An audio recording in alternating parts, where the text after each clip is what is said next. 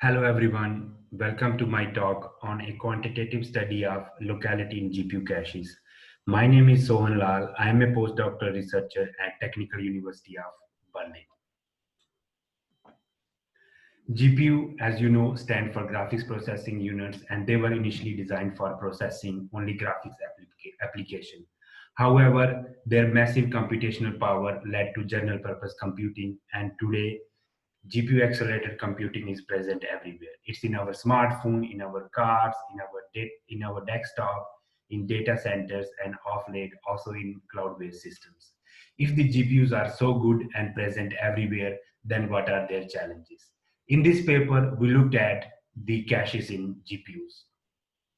Traditionally, GPUs only had programmer managed caches. The hardware managed caches were introduced from the Fermi architecture. Hardware managed caches further accelerated the use of GPUs. For example, caches reduce off-chip memory traffic. They cut down pressure on memory bandwidth. However, using caches efficiently is extremely challenging for GPUs. Why? Because caches are shared by a large number of threads. Caches are small, essentially per thread if you compare to CPU caches. There are also some works which reported even negative performance with the use of caches in GPUs. Using caches efficiently is even harder for memory divergent workloads.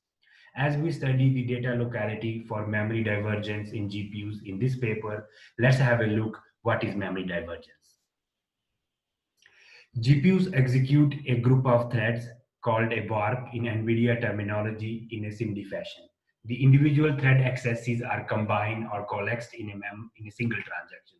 For example, as shown in the figure, memory accesses from four threads are combined in a single transaction. The transaction size is typically equal to the cache line size.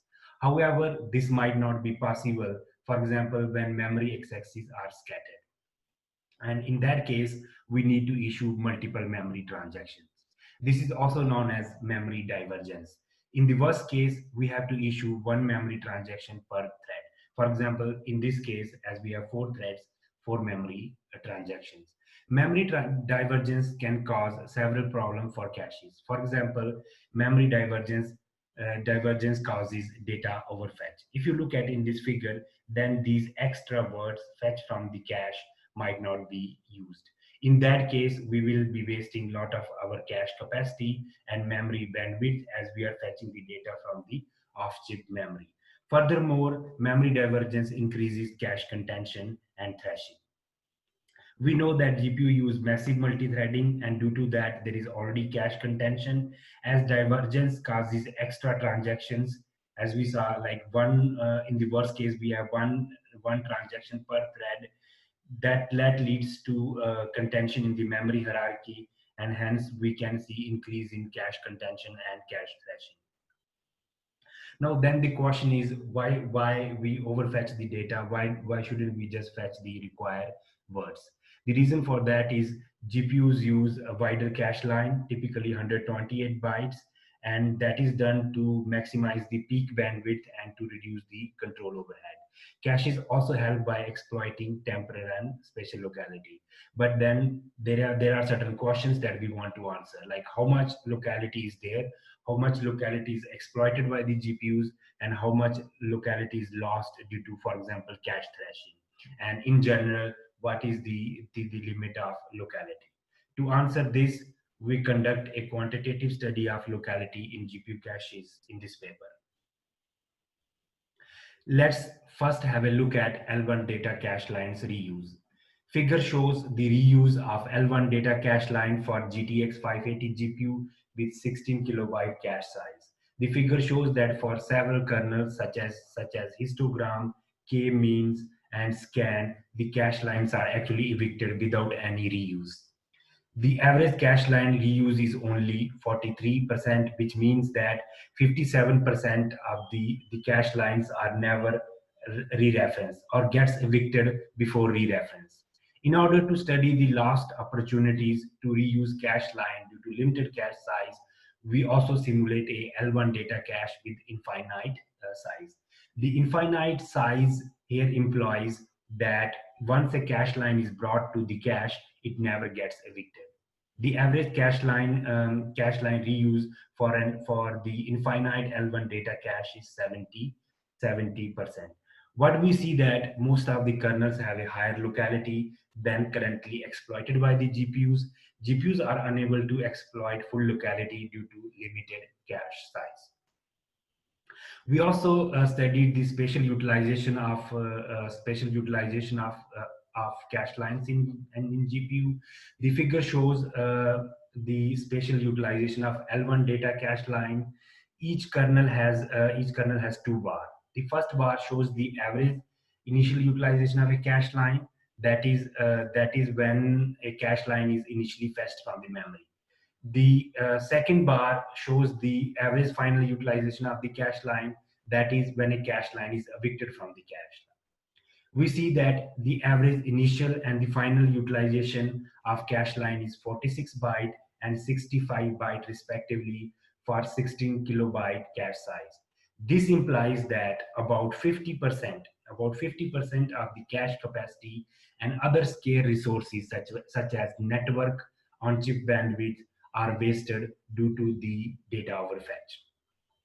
To study the upper limit of the spatial utilization for cache line, we again simulate the infinite L1 data cache. The average final utilization of cache lines for the infinite L1 data cache is 81 byte, which is 24% higher than the default cache size. So again, what we see is that most of the kernel actually have higher locality. However, even with the infinite cache size, 36% of the cache capacity is still wasted. There are two important conclusions that we can draw from the spatial utilization of cache line. First, on the one hand, the low initial spatial utilization, if you see it, it's only 46 bytes, right? Low spatial utilization justifies the sector cache design of Maxwell, Pascal, and for example, Volta architecture. A sector is like equal to 32 bytes. However, on the other hand, the much higher spatial utilization of cache line, as shown by our experiment, for example, the final spatial utilization is 81 bytes. That presents opportunities for further optimizing the cache design. For example, if we only fetch the sectors on demand, depending upon the initial utilization of a cache line, we will significantly lose the spatial locality present in the kernel. If you look at this, then we'll be fetching one or two sector on an average, but in reality, we need, let's say, 3 to 4 sector or 2 to 3 sectors.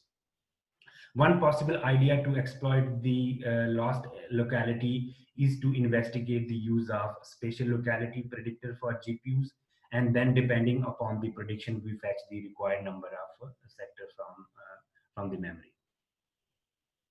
In summary, what I want to say that GPU caches play an important role in the higher performance of GPU. However, GPU caches can also suffer from thrashing, in particular for memory divergent apps. We conducted quantitative study of data locality and its limit in GPUs. We found that in general, there is a significantly higher locality than exploited by GPUs. For example, 57% of the cache lines were never re-referenced in a default cache size, but the limit study shows only 30% were actually never re-referenced and 27% get evicted before they are re-referenced. We also found that 50% of L1 cache capacity gets wasted due to data overfetch. On the one hand, the low initial spatial utilization justifies the use of demand fetch caches in GPU, but we also think that the much higher actual spatial utilization presents opportunities for further optimizations. This was like some of the main or highlighted results. For more detailed results, you can read the paper. In the paper, you will find intra and inter-warp locality for L1 and L2 caches, intra and inter-CTA locality also for L1 and L2 caches. Thank you for listening my short talk. If you find it interesting, you can read our paper. And if you have any question, I would like to take them. Thank you very much.